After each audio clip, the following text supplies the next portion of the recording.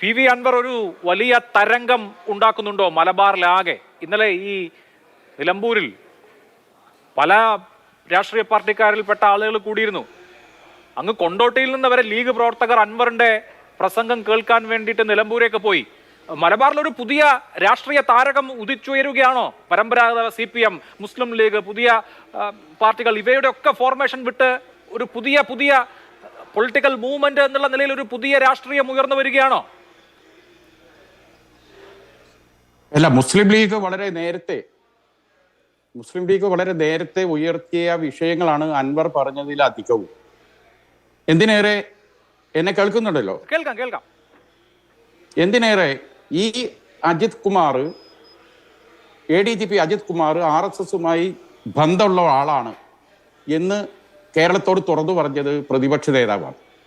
ഒന്ന്, കാരണം ഇവർ തമ്മിലുള്ള ചർച്ചകൾ പുറത്തുവിട്ടത് പ്രതിപക്ഷ നേതാവാണ്.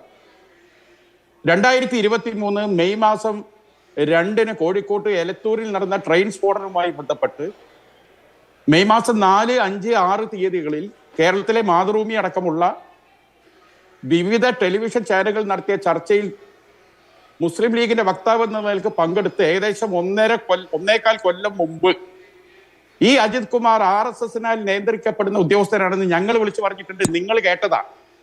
നിങ്ങൾക്കിപ്പോൾ അൻവറിൻ്റെത് ഒരു പുതിയ വെളിപാടായി നിങ്ങൾക്ക് തോന്നുന്നു, അല്ലെങ്കിൽ അതിനൊരു മീഡിയ അറ്റൻഷൻ കിട്ടാത്തതുകൊണ്ട് പലർക്കും അൻവറിൻ്റെത് പുതിയ വെളിപാടോ പഴയ വെളിപാടോ? ഞാൻ ചോദിക്കുന്ന ചോദ്യം, അൻവറിന് പിന്നിൽ ഒരു ആൾക്കൂട്ടം ഉണ്ടാവുന്നുണ്ട്, ഈ ആൾക്കൂട്ടം ഒരു പാർട്ടിയായി മാറിയാൽ ഞാൻ ഉണ്ടാകും എന്ന് അൻവർ ഇന്നലെ പ്രഖ്യാപിക്കുകയും ചെയ്തു.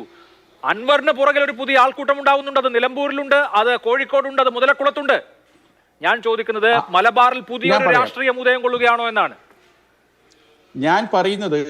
അൻവർ ഉയർത്തിയ വിഷയങ്ങൾ, ആ വിഷയങ്ങൾ കേൾക്കാനും ആ വിഷയങ്ങൾ എന്താണെന്ന് വളരെ ഭയപ്പാടോട് കൂടിയാണ് കേരള ജനത അൻവറിന്റെ വായിന്ന് വന്ന സംഗതി. ഇങ്ങനെയൊക്കെ ഈ നാട്ടിൽ നടക്കുമോ? ഈ നാട്ടിൽ ഇത്തരത്തിലുള്ള നെക്സസുകളൊക്കെ ഉണ്ടോ? ഇത്രമാത്രം കേരളത്തിലെ ആഭ്യന്തര വകുപ്പ് കുട്ടിച്ചോറായി കിടക്കുകയാണ്. അൻവർ ഇനിയും നാളെ നിലമ്പൂർ വരും, ബാക്കി അവിടെ പറയാന്ന് പറയുമ്പോൾ എന്താണ് പറയാൻ പോകുന്നത്? കേൾക്കാൻ ആളുകൾക്ക് താല്പര്യം കൂടും. ബാക്കി നാളെ കോഴിക്കോട് പറയാം എന്ന് പറഞ്ഞാൽ കോഴിക്കോട്ടേക്ക് ആൾ ഒഴുകും. സ്വാഭാവികമാണ്. കേരളീയർ ഇതുവരെ കേൾക്കാത്ത വർത്തമാനമല്ലേ കേട്ടത്. 2016 ശേഷം ഇവിടെ ആരാണ് നിയന്ത്രിക്കുന്നത് കേരളത്തെ? ഇവിടുത്തെ ആഭ്യന്തര വകുപ്പിനെ കൊണ്ടുനടക്കുന്നത് ആരാണ്? ഇവിടുത്തെ വിദ്യാഭ്യാസ വകുപ്പിനെ കൊണ്ടുനടക്കുന്നതാണ് അൻവറല്ലല്ലോ. ഇവരെ കൂടെയുള്ള CPI വളരെ വ്യക്തമായി പറഞ്ഞില്ലേ. ആനി രാജ എന്താ പറഞ്ഞത്?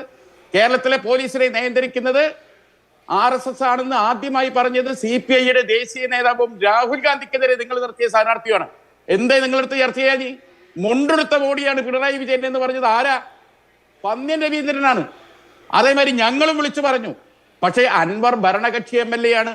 മാത്രമല്ല ഭരണകക്ഷി MLA എന്നുള്ള ഔദ്യോഗിക ആയിരുന്നു. ഇപ്പോ പാർലമെന്ററി പാർട്ടിയിൽ ഞാനൊന്ന് അവസാനിപ്പിക്കാൻ. ഒന്ന്, ഞങ്ങളെ ഈ മുസ്ലിം ലീഗിന്റെ ഈ സാധുക്കളായ MLA-മാരെ പോലെയല്ല. ഒരു ഭരണകക്ഷി MLA-ക്ക് സർക്കാരിനകത്തുള്ള പല കാര്യങ്ങളും അറിയാൻ പറ്റും. CPM-ലെ വലിയൊരു ലോബി ഈ വിഷയത്തിൽ തുടക്കത്തിൽ അൻവറിനോടൊപ്പം എന്റെ ഒരു ചോദ്യം തന്നെയാണ്. ഇപ്പൊ താങ്കൾ പറഞ്ഞില്ലേ മുസ്ലിം ലീഗിലെ സാധുക്കളായ MLA-മാരെ പോലെ അല്ല അൻവർ എന്ന്. അപ്പോ മലബാറിന് ഒരു പുലിക്കുട്ടിയെ വേണം. ഇപ്പോ ഉള്ളതെല്ലാം പൂച്ചക്കുട്ടികളാണ്. ഇന്നലെ ആരോ, നിങ്ങളുടെ തന്നെ ഒരു പ്രവർത്തകൻ, മലബാറിൽ ഒരു പുലിക്കുട്ടി വന്നു എന്ന് അറിഞ്ഞിട്ടാണ് ഞാൻ ഇവിടേക്ക് വന്നത് എന്ന് പറയുന്നുണ്ടായിരുന്നു. അപ്പൊ അങ്ങനെ ഒരു പുലിക്കുട്ടിയുടെ ആവശ്യം ഇപ്പോ ആ രാഷ്ട്രീയ ഭൂമികയ്ക്കുണ്ട്. ആ പുലിക്കുട്ടി ജനിച്ചിരിക്കുന്നു. നിങ്ങളുടെ സാധുക്കളായ MLA-മാരെ കൊണ്ട് നടക്കാത്ത കാര്യം PV അൻവറിനെ കൊണ്ട് നടക്കുന്നു. അതാണോ അതിന്റെ അർത്ഥം? അങ്ങനെയാണോ അഭിലാഷനെ പോലുള്ള ആളുകളെ അങ്ങനെ ആഖ്യാനിക്കരുത്. ഇവിടെ എന്താ വിഷയം? ഞാൻ എന്താ പറയണത്? ഞങ്ങൾ പ്രതിപക്ഷത്തുള്ള MLA-മാരും നേതാക്കളും വക്താക്കളും ഒക്കെ വിളിച്ചു പറഞ്ഞാൽ അത് ആരും എന്ത് ചെയ്യുന്നില്ല, അത് ശ്രദ്ധിക്കുന്നില്ല, മുഖവയ്ക്കെടുക്കുന്നില്ല. അത് പ്രതിപക്ഷത്തു നിന്നുള്ള ഒരു നിലവിളി, മുറവിളി. എന്നാൽ ഭരണകക്ഷിക്കകത്ത് മുഖ്യമന്ത്രിയുടെ സ്വന്തം ആള് എന്ന രീതിയിൽ പ്രത്യക്ഷപ്പെട്ട ഒരു വ്യക്തി, ആ വ്യക്തി പറയുന്നു ഞാനാണ് പറയുന്നത്, എനിക്കറിയാം ഇതിനകത്ത് നടക്കുന്നത് എന്ന് പറഞ്ഞു വരുമ്പോൾ സ്വാഭാവികമായും ആളുകൾക്ക് അതെന്താണ്, അത് കേൾക്കാനുള്ള താല്പര്യം ഉണ്ടാവും. ആ ജിജ്ഞാസക്ക് പുറത്ത് ആള് കൂടും. അൻവർ പറഞ്ഞ വിഷയം അത്ര നോക്കട്ടെ. അൻവർ പറഞ്ഞ വിഷയത്തിന് എന്തെങ്കിലും മറുപടി പറയാൻ ഏത് CPM-മാരുണ്ടോ?